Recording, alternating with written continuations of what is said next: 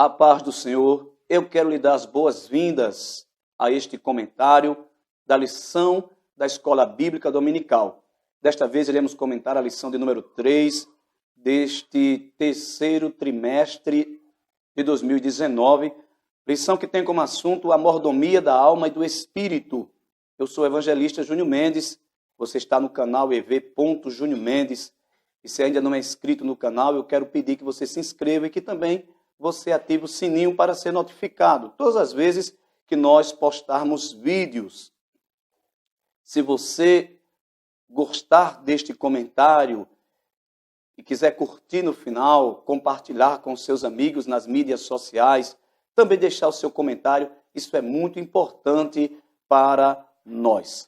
O texto áureo da nossa lição está na primeira carta do apóstolo Paulo aos Tessalonicenses, no capítulo 5, versículo 23, se você tiver uma Bíblia aí perto de você e quiser acompanhar, é bem importante para que você possa também ter uma maior compreensão daquilo que nós iremos falar, porque com certeza nós iremos citar vários textos bíblicos para embasar, para fundamentar aquilo que nós estamos falando. Então diz assim o texto áureo: e o mesmo Deus de paz os santifique em tudo, e todo o vosso espírito e alma e corpo sejam plenamente conservados, irrepreensíveis para a vinda de nosso Senhor Jesus Cristo.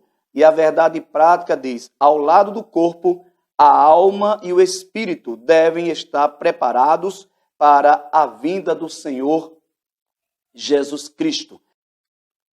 E o que nós iremos estudar nesta lição, conforme o escopo aqui da lição bíblica? Primeiro, a gente vai estudar sobre o conceito da alma e espírito. Iremos conceituar alma e espírito e aprender se alma e espírito é a mesma coisa ou se são coisas distintas. Iremos aprender também sobre a origem da alma. Nós aprendemos na lição passada que a origem do corpo ou a origem da matéria é do pó da terra, do pó úmido da terra, quando Deus fez o homem conforme a sua imagem e a sua semelhança. Iremos também estudar no segundo tópico desta lição a respeito da mordomia da alma, que é o homem interior.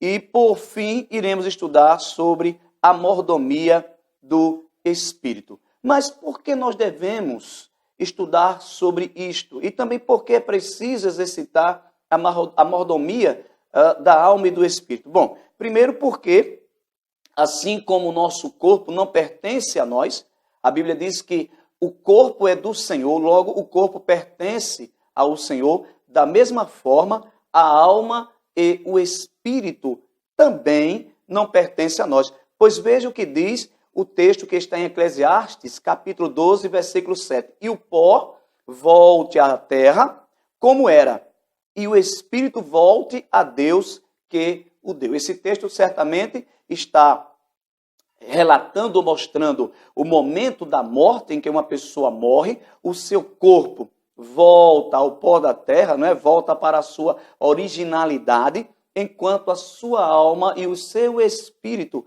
agora uma entidade só, volta para Deus. Então esse texto mostra que assim como o corpo, a alma e o espírito também não nos pertencem. Logo, nós somos mordomos, nós somos administradores e é preciso cuidarmos bem do corpo e também cuidarmos bem da alma e do espírito.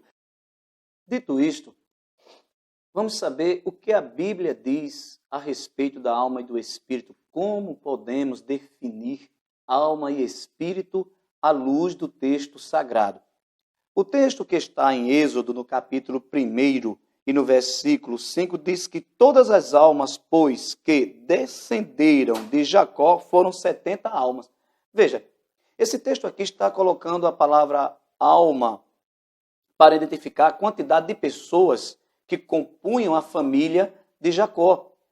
Mas em outros textos, esta palavra, ela aparece como sendo o coração de uma pessoa, ela aparece como sendo a vontade de alguém, ela aparece como sendo o íntimo, as entranhas.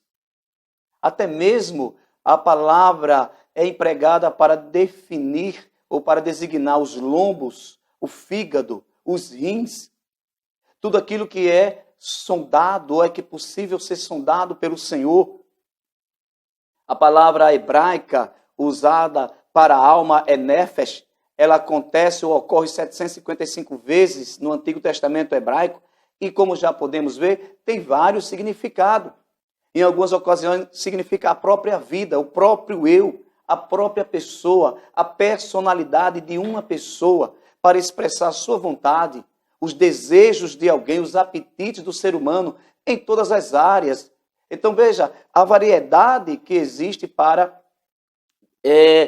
a palavra alma no Antigo Testamento, como também no Novo Testamento, onde a palavra em grego é psique, também se referindo às mesmas coisas a respeito do ser humano.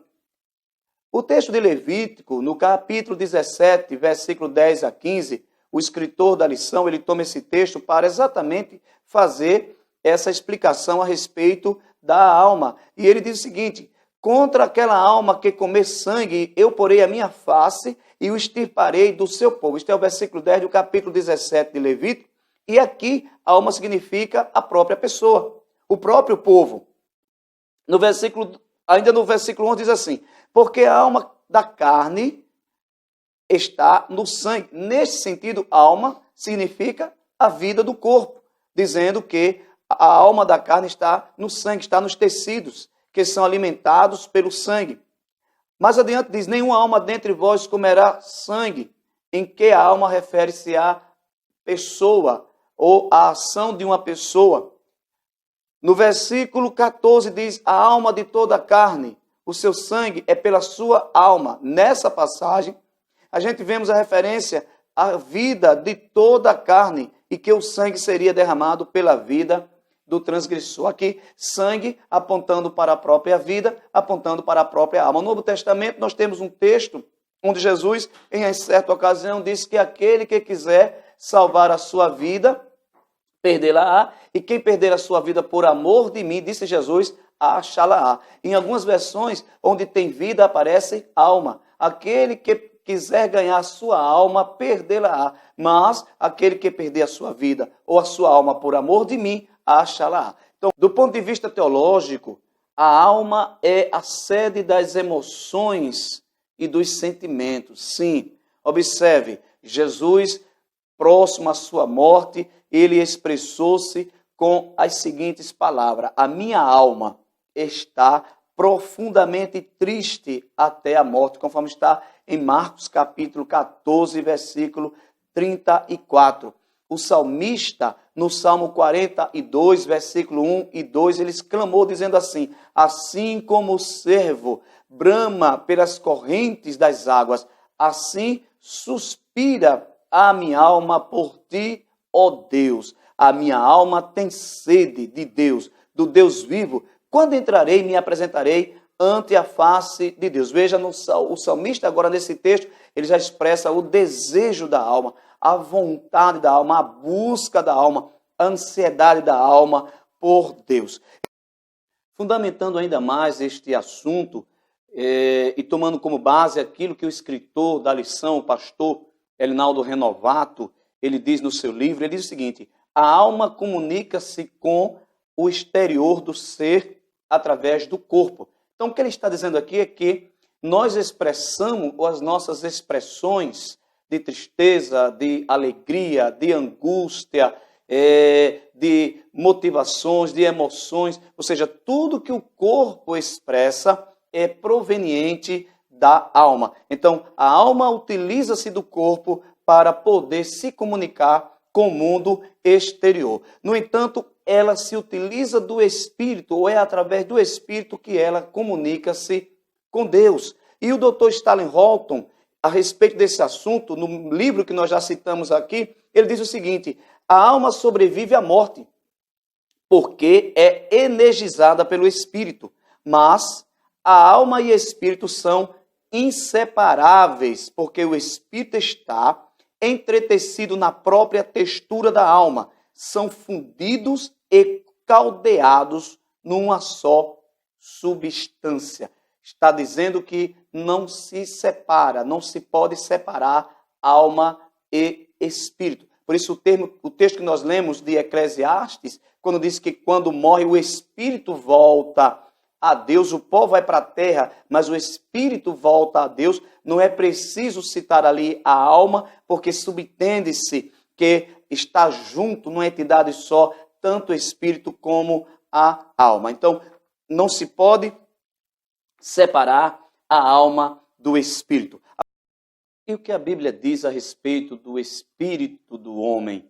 Veja só, no Novo Testamento, capítulo 4 de João, versículo 23 e 24, Jesus, quando conversava com a mulher samaritana, ele disse que este espírito é um espírito que pode adorar a Deus. Logo, a gente pode afirmar a partir desse texto que o espírito é a sede de adoração ao Senhor, ou o ambiente de adoração ao próprio Deus. Olha o que Jesus diz: mas a hora vem, ele respondendo à mulher, e agora é em que os verdadeiros adoradores adorarão o Pai em espírito e em verdade, porque o Pai procura a tais que assim o adorem.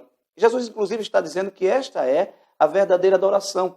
Ele está dizendo que a verdadeira adoração, ela acontece primeiro no espírito. Ela tem que partir do homem interior. E isto só é possível se a mordomia cristã, os cuidados à luz da palavra de Deus que um crente precisa ter com a sua alma e com o seu espírito forem observados. Então, veja que Jesus diz: Deus é espírito, importa que os que o adorem em espírito e em verdade. Então, o texto das Sagradas Escrituras está afirmando que o espírito, ele adora, ele exerce a adoração. Ele também tem capacidade de discernir, ou seja, de exercer o discernimento. Observe o que está em Marcos, capítulo 2, versículo 8. E Jesus, na ocasião da cura do paralítico de Cafarnaum, e Jesus, conhecendo logo em seu espírito que assim arrazoavam entre si, lhes disse: por que arrazoais sobre estas coisas em vossos corações? Então Jesus ali discerne os pensamentos, as ações daquelas pessoas que estavam ali pensando coisas más em seus corações. E o Espírito pode se alegrar? Sim, o Espírito pode se alegrar. Veja o que é que está dito a respeito de Maria, o que Maria diz, e está registrado em Lucas, capítulo 1, versículo 42 e 43. Disse então Maria: a minha alma agradece ao Senhor e o meu espírito se alegra em Deus, meu Salvador. Alegria, adoração, discernimento, tudo isso é expressões do Espírito. O Espírito também pode ficar endurecido concernente às coisas de Deus. Conforme Daniel 5:20 está escrito assim a respeito do rei da Babilônia: mas quando o seu coração se exaltou e o seu espírito se endureceu em soberba, foi derrubado do seu trono real e passou dele a sua glória, mostrando que o espírito humano pode ficar endurecido a respeito das coisas de Deus. Pode fechar os ouvidos para as verdades sagradas. Pode, inclusive, levar o homem à rebelião e, por fim, à condenação eterna. Então, é preciso ter muito cuidado com relação à dureza do espírito. O espírito também pode ficar abatido, conforme Provérbio 18:14. O espírito do homem susterá a sua enfermidade, mas ao espírito abatido, quem o suportará? O texto está dizendo que se a enfermidade está na carne, ou seja, é possível que alguém esteja enfermo na carne, esteja sentindo dores, esteja, na verdade, triste por ocasião da sua enfermidade, triste na alma, por sentir esta enfermidade no seu corpo. Ainda assim, o seu espírito pode estar lhe sustentando, pode estar alegre. Mas o escritor de Provérbios, ele diz que quando o espírito se abate, não há quem suporte. Ou seja, o espírito, a parte mais profunda, mais íntima do ser humano, estando este abatido, a pessoa entra num estado extremamente doloroso, porque agora não é somente o corpo, não é somente os seus sentidos, agora sim o seu espírito também pode ficar abatido. O espírito é a sede do contato com Deus. Olha o que o apóstolo Paulo disse na carta aos Romanos, capítulo 8, versículo 16. O mesmo espírito testifica com o nosso espírito que somos filhos de Deus. Então o espírito, ele testemunha com o Espírito, recebe, na verdade, testemunho do Espírito de Deus, que nós somos filhos de Deus, e aí estabelece o contato com Deus através do Espírito. O Espírito também pode ser renovado. Efésios 4, 22 e 23, que quanto ao trato passado, vos despojeis do velho homem passado, que se corrompe pelas concupiscências do engano, e vos renoveis no espírito da vossa mente. Paulo está dizendo que o crente precisa buscar a renovação do espírito constantemente. E quando ele diz isso, Paulo está dizendo exatamente a respeito dessa administração do espírito, a respeito dessa mordomia espiritual que o crente precisa exercer, precisa praticar, precisa estabelecer à luz da palavra de Deus para poder estar sempre com o espírito renovado. Então veja só, apesar de ser distinto da alma, não pode ser separado desta. Já falamos sobre isso. Não se pode separar a alma do espírito ou vice-versa. E somente Deus, com sua palavra, conhece onde está a divisão da alma e do espírito humanos, conforme Hebreus 4:12, quando está escrito lá que a palavra de Deus é eficaz, mas penetrante do que qualquer espada aguda de 2 gumes, que penetra na divisão das juntas e medulas e na divisão da alma e do espírito, sendo apta para discernir todas as coisas. Então, apenas a palavra de Deus conhece onde fica a divisão da alma e do espírito. E, mesmo assim, o espírito e a alma não podem se separar, apesar de serem entes distintos, conforme a gente tem estudado neste comentário. Agora, de posse desses conhecimentos, dessas informações, vamos partir para a mordomia do Espírito. O que vem ser a mordomia do Espírito? Conforme o escritor colocou aqui, na mordomia do Espírito, o crente deve procurar andar em Espírito, ou seja, na submissão ao Espírito Santo. Paulo, quando escreve aos Gálatas, capítulo 4, versículo 16, diz: digo, porém, andar em Espírito e não cumprireis a concupiscência da carne. O que o apóstolo está dizendo aqui é o seguinte: a condição única para que alguém não ande cumprindo a concupiscência ou as concupiscências, ou seja, os desejos desenfreados da carne, é o que Paulo está dizendo, para que alguém não ande cumprindo, não ande entregue aos desejos desenfreados da carne, aos apetites da carne, em todos os sentidos, com as suas más ações, é preciso que esta pessoa esteja andando em espírito. A única maneira, o único modo, o único meio, caminho pelo qual uma pessoa, um crente em Jesus, pode andar, aliás, pode evitar viver na carne, cumprindo os desejos da carne, é se esta pessoa anda em espírito. E isto é, sim, a mordomia do Espírito. Andar em Espírito é viver em obediência à direção do Espírito Santo, em todas as áreas da vida. Aí o escritor continua dizendo que há uma luta interior entre a carne e o Espírito, conforme está escrito no mesmo capítulo da carta de Paulo aos Gálatas, no capítulo 5 e versículo 17, vamos ler aqui para podermos acompanhar, diz o seguinte, a respeito desse assunto, Paulo escrevendo: porque a carne cobiça ou luta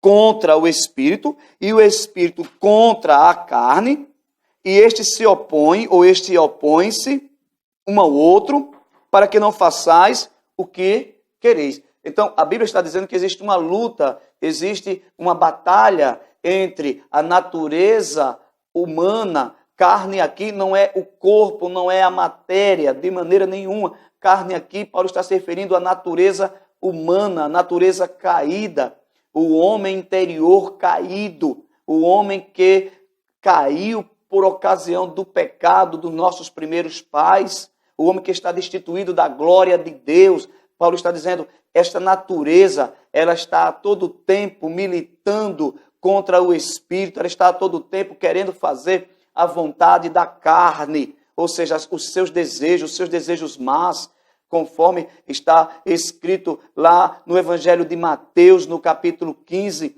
e versículo 19, salvo engano, quando Jesus disse que é do coração, ou seja, dessa natureza que procede toda sorte de coisas ruins, como maledicência, como mentira, roubo, furtos, adultérios, fornicações, crimes, ou seja, toda sorte de coisas mais está nessa natureza. E o apóstolo está dizendo aqui, há uma luta para que você faça exatamente os desejos da carne. E esta luta é justamente contra o espírito que quer fazer a vontade de Deus. E certa ocasião alguém perguntou a outra pessoa, se existe uma luta, quem é que vai sair vencendo no final?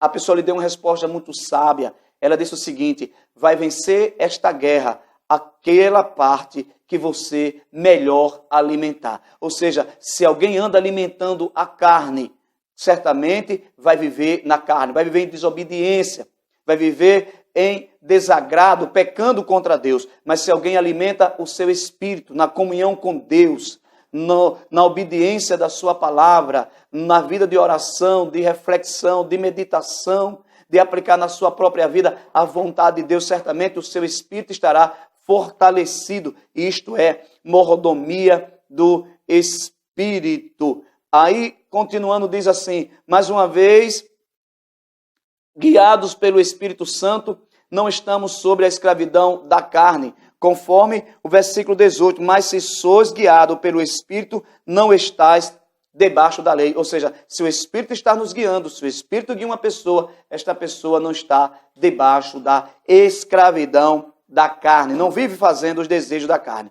Portanto, se vivemos no Espírito, é a recomendação da palavra de Deus, andemos também no Espírito. E quando isto acontece, qual é o resultado disso? O resultado é justamente a frutificação. É o fruto do Espírito que vai aparecer na vida do crente que está exercitando a mordomia do seu espírito. Da mesma maneira como aparecem as obras da carne na vida daquele que não faz este exercício da fé, este exercício da vontade de Deus na sua própria vida. Então o apóstolo, continuando aqui no capítulo 5, ele vai falar exatamente a respeito de quais são as obras da carne. Ou seja, quem vive na carne, quem não faz a mordomia do Espírito, vai praticar tudo isso aqui que está escrito. Porque as obras da carne são manifestas, as quais são prostituição, impureza, lascívia, idolatria, feitiçarias, inimizades, porfias, emulações, iras, pelejas, dissensões, heresia. Veja a lista. Invejas, homicídios, bebedices, glutonarias. E Paulo ainda diz mais o seguinte, e coisas semelhantes a esta. Se você acha essa lista grande, Paulo está dizendo que existem mais coisas que ele não colocou aqui, que são semelhantes a estas, que são obras da carne, que estão presentes na vida das pessoas que não estão andando em espírito. Mas para os que andam em espírito, ou seja, para os que exercem a mordomia do espírito, o que acontece? Acontece que na vida desta pessoa vai aparecer o fruto do espírito, que é amor, gozo, paz, longanimidade, benignidade, bondade, fé, mansidão, esperança. Então, aqui está o resultado, tá certo? Da observação da mordomia cristã na alma e no espírito. Então, queridos, para concluir este breve comentário, este subsídio para você, o escritor disse o seguinte aqui na lição: a economia da alma e do espírito, juntamente com a do corpo, completa a conservação integral do crente. Estudamos na aula passada que o homem é composto de 3 partes, logo é a tricotomia humana. O homem é um ser tricômono, ou seja, ele tem espírito, tem alma e tem corpo, conforme várias passagens das Sagradas Escrituras, e que é preciso, conforme está escrito aqui, zelar pela nossa interioridade e exterioridade diante de Deus, é reconhecer que o Pai quer dominar tudo em nós e não somente partes de nossa vida. Porque há pessoas que estão enganadas achando que Deus optou ou quer apenas uma parte. Tem alguém que diz assim, não, Deus quer só o coração. E aí faz tudo o que vem à sua mente para fazer com o seu corpo, né? Já há outros que dizem, ou se preocupam mais com o corpo, em estar, na verdade, aplicando sobre o seu corpo determinados padrões, enquanto não cuida em limpar seu coração, não cuida em limpar a sua mente, ou seja, aí que é um estado ainda muito pior, né? Porque como Jesus disse a respeito dos fariseus, são sepulcros caiados, porque aparece ser uma coisa, mas por dentro estão sujos, estão imundos, cheios de imundícia, de impureza.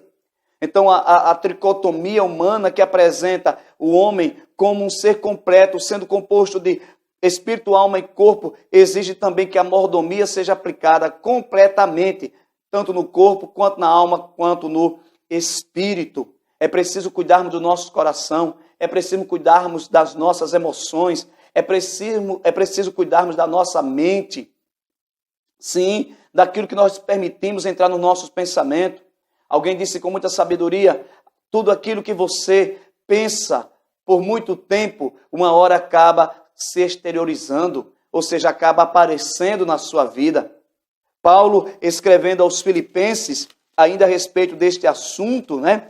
Tomando como esse texto, Paulo escrevendo aos Filipenses, no capítulo 4 e versículo 8, olha o que ele diz: quanto ao mais, irmãos, tudo que é verdadeiro, tudo que é honesto, tudo que é justo, tudo que é puro, tudo que é amável, tudo que é de boa fama, se há alguma virtude, se há algum louvor, nisto pensai. Isto aqui é mordomia da alma, é mordomia dos pensamentos, é mordomia dos sentidos.